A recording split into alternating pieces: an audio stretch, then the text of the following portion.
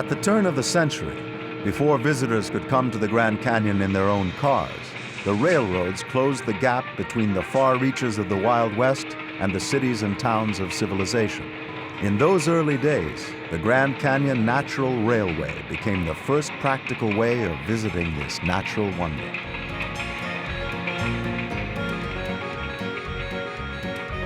The train still runs today, bringing 20,000 visitors a year to the canyon. A few decades later, tourists came to the canyon riding Fred Harvey's cars and buses.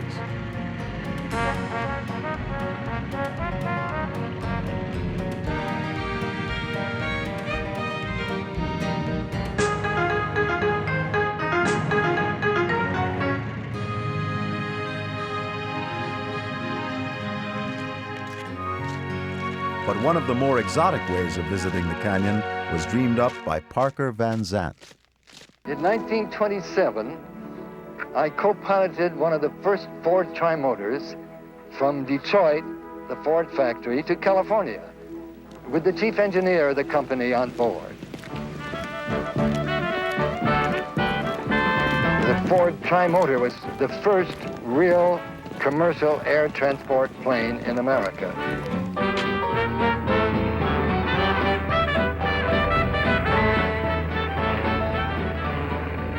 We detoured over the Grand Canyon, and we were all so impressed with the majesty of the canyon and the awesome view from above that I decided then and there to organize scenic airways and bring the Trimotors to the canyon so that all could see the same sight. Over 50 years ago, when I started scenic flights over the Grand Canyon, I used two Ford Trimotor planes. For half a century, up until 1981, Ford Trimotor planes were still taking visitors over the canyon. The view from an airplane flying below the rim was a unique visual experience. In 1981, Van Zandt took one last nostalgic flight, this time as a passenger in the Ford Trimotor. In the old days, he always flew up front. This time he could sit back, relax, and enjoy the wonderful view the passengers got through the wide windows. Today, the Ford Trimotors are retired, used only for air shows and special pilot training.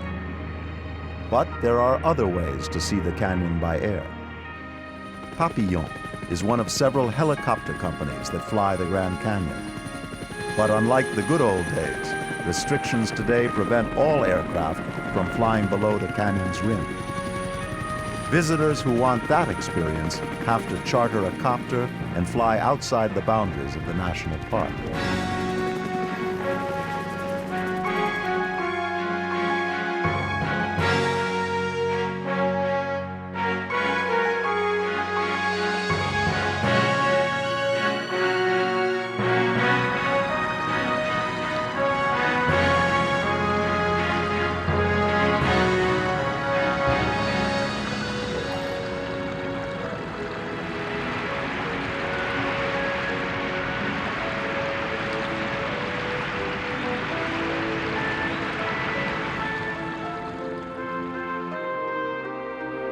For most people, visiting the edge of the canyon on foot is good enough.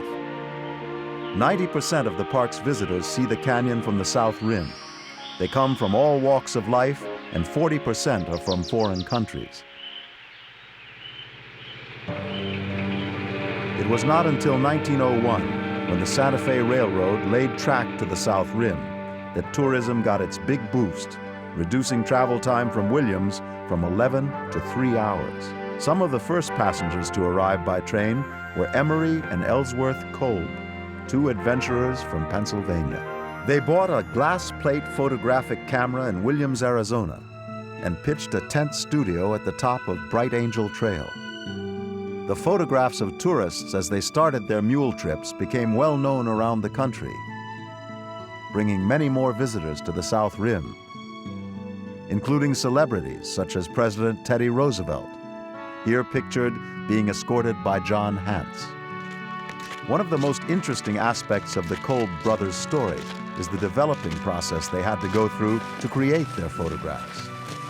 First, the brothers would take a photograph of the mule riders. Then they would go inside, where they had a little bit of water to process the glass plate and make a glass print, which they would run down the trail, catching up to the mule riders to take orders for the finished photographs. The processing would be done down at Indian Gardens, where they had a little studio and a reliable source of water. Finally, the Kolbs would run back up the trail with their prints. By the end of the day, you would have a custom print of your journey down into the canyon. The Kolbs made 2 trips down to Indian Gardens, 4.5 miles every day, just to process the prints. The studio expanded as a result of their success. The building still stands as a historical landmark. Despite their differences in character and opinion, they kept a creative, reciprocal relationship. In 1911, the Kolb Brothers made the first motion photography while running the rapids of the Colorado. Even with today's technology, this is considered an almost impossible task.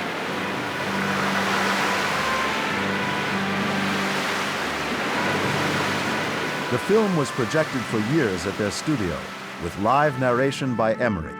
They also took their movie on tour to the East Coast, where audiences were mesmerized by the images and accounts of their wild adventure on the Colorado. Ellsworth left the canyon for California, but Emery stayed on at the South Rim until his death in 1976. In 1969, he ran the rapids once more as a final homage to the canyon that had been a source of inspiration and income for his entire life. Fred Harvey, an immigrant from England, arrived at the South Rim in 1904. In 1905, the Fred Harvey Company built the luxurious El Tovar Hotel, named after the lieutenant from the first party of Spanish soldiers that encountered the canyon in the 16th century. Today, the fine woodwork and period furniture of El Tovar preserve the quiet elegance of another era. The Harvey Company hired Mary Jane Coulter in 1902 as an architect and an interior designer, a decision that largely influenced the look of the Grand Canyon Village. She created a score of impressive buildings that departed from the European ones that were in fashion at the time. Turning towards simpler indigenous structures, Coulter's buildings have their roots in the American past, in the Indian and Spanish heritage of the Southwest that she loved. The Hopi House, built right in front of El Tovar, houses the main sales rooms for Indian art. The building is a replica of the Hopi Pueblo of Old Ariobi, the oldest inhabited structure in North America. Coulter also designed and built Hermit's Rest on the west side of the South Rim.